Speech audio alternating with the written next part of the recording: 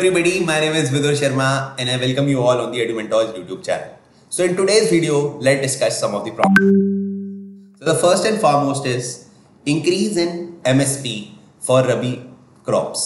आपको पता है इंडिया में अब रबी सीजन शुरू होने वाला है, राइट? तो रबी सीजन जो क्रॉपिंग सीजन होता है वो बेसिकली आपका in the month of October and November, जिसमें हम क्रॉप को सो करते हैं और मार्च अप्रैल के अराउंड इसे रीप करते हैं. तो अगर मैं रबी सीजन की कुछ प्रोमिनेंट क्रॉप्स के बारे में आपको बताऊं तो उसमें wheat is one of the prominent crop जो रबी सीजन में ग्रो की जाती है, और इसी के साथ ग्राम, राइट, इसी के साथ मस्टर्ड, ये कुछ प्रोमिनेंट रबी क्रॉप्स हैं. तो अभी गवर्नमेंट ऑफ इंडिया ने डिसाइड करा है that to increase the MSP, that is minimum support price.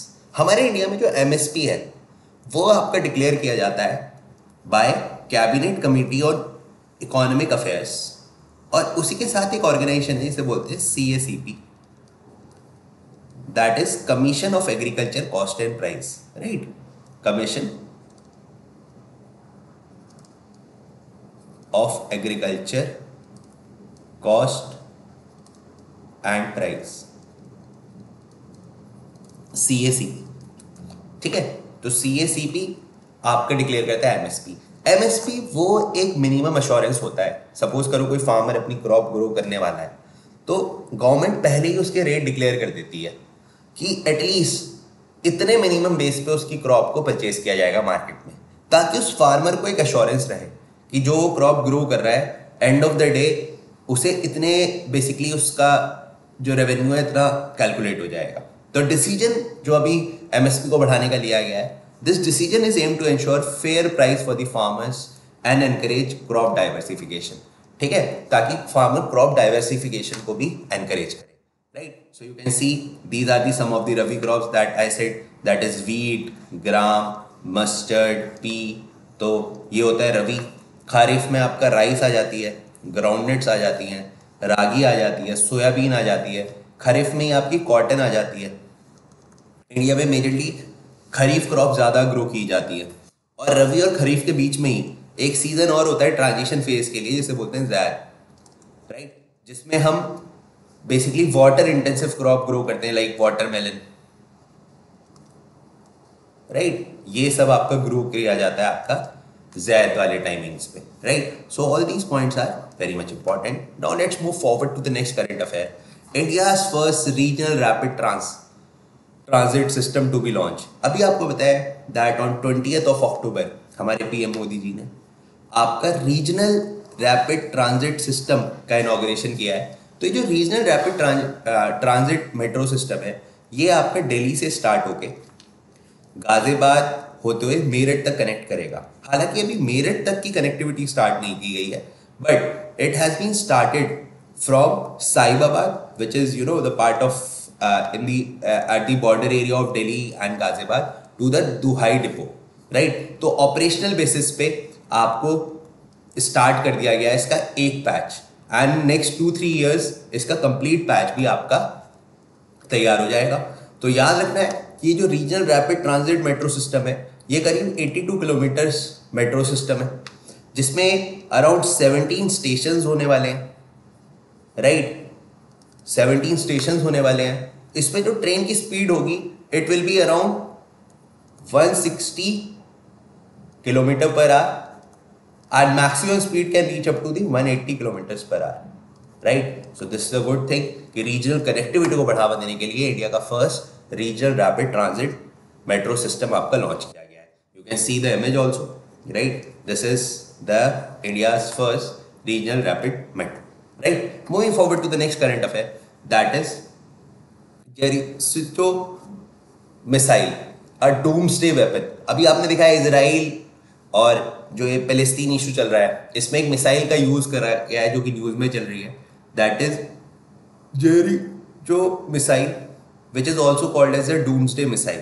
ठीक है, तो इजराइल लेजिस्लेचर ने आपका एक सोशल मीडिया हैंडल के थ्रू इस मिसाइल के बारे में आपका डिक्लेयर किया है, right? You also remember one thing कि जब से like this is you know the kind of you can see the image of this missile, and also I just want to show this is a kind of a map of Israel. तो अगर आप ये Israel का map देखोगे तो यहाँ पर ये वाला जो रीजन है, this region is called as the West Bank region, right? This is called as the West Bank region and this region is called as the Gaza Strip, right? ये है गाजा स्ट्रिप।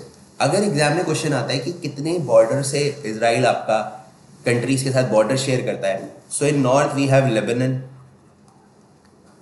राइट? लेबनन आपने देखा होगा, Lebanon भी अभी news में है because Israel northern borders पर भी अपना स्ट्राइक करा है, एयर स्ट्राइक।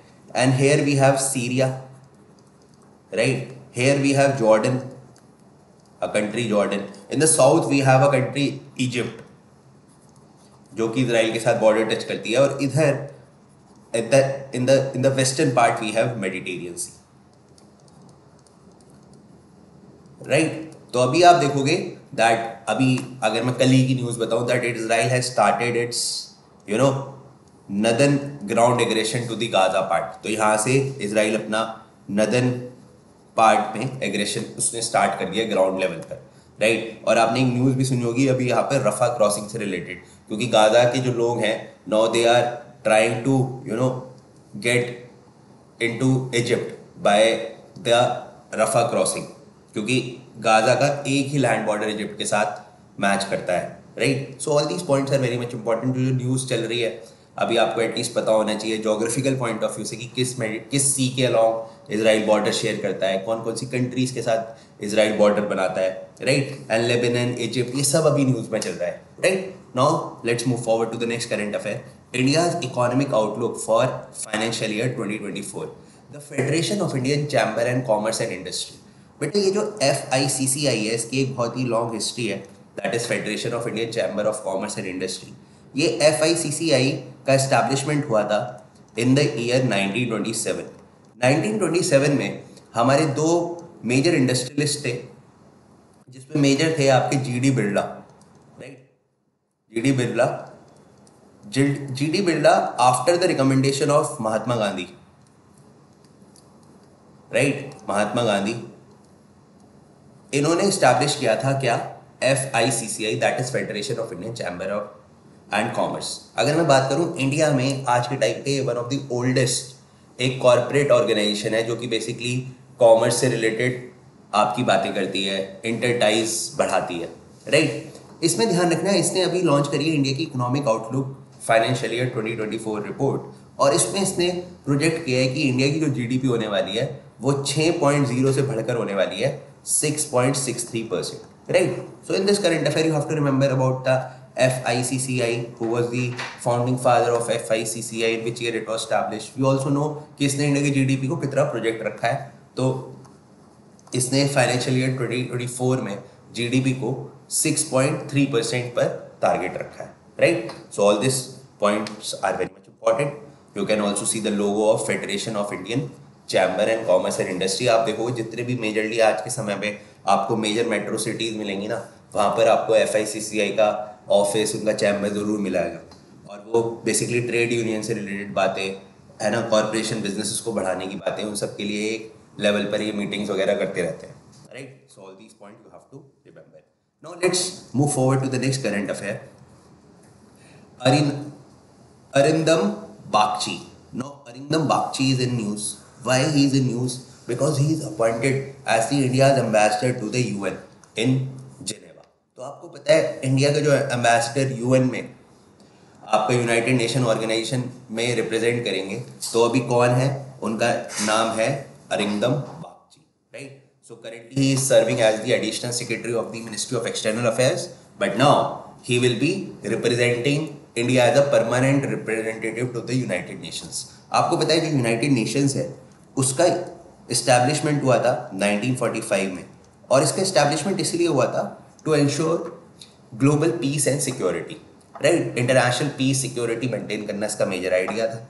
अगर मैं बात करूँ यूनाइटेड नेशंस के P5 कंट्रीज के बारे में, जो परमानेंट 5 कंट्रीज हैं, क्योंकि ये क्वेश्चन बहुत पूछा जाता है, तो in this we have USA, we have China, we have UK, we have France, and we have Russia, right? So these are the P5 countries of United Nations, right? तो United Nations की हर साल सितंबर के around आपने देखा होगा कि एक United nation general assembly की समिट भी होती है, जिसमें सारे जितने भी यूनाइटेड नेशंस के मेंबर्स होते हैं वो अपने रिप्रेजेंटेशन आके शो करते हैं वहाँ पर, राइट। तो अब इंडिया की तरफ से जो आपके रिप्रेजेंटेशन शो करेंगे आने वाले टाइम में, वो कौन होने वाले हैं? अरिंदम बागची। तो this is one of the important appointment related question you have to remember. Now you can also see the image. He is Mr. Arindam Bagchi, right? So this is all from my side. I hope you do like this session. I also request everyone to kindly subscribe this Telegram channel so that you can get a regular update related to the all the upcoming examination, और जो भी day to day current affairs है, you will get the regular updates here only. See you soon in my next video. Till then, stay blessed, good luck, and have a nice day.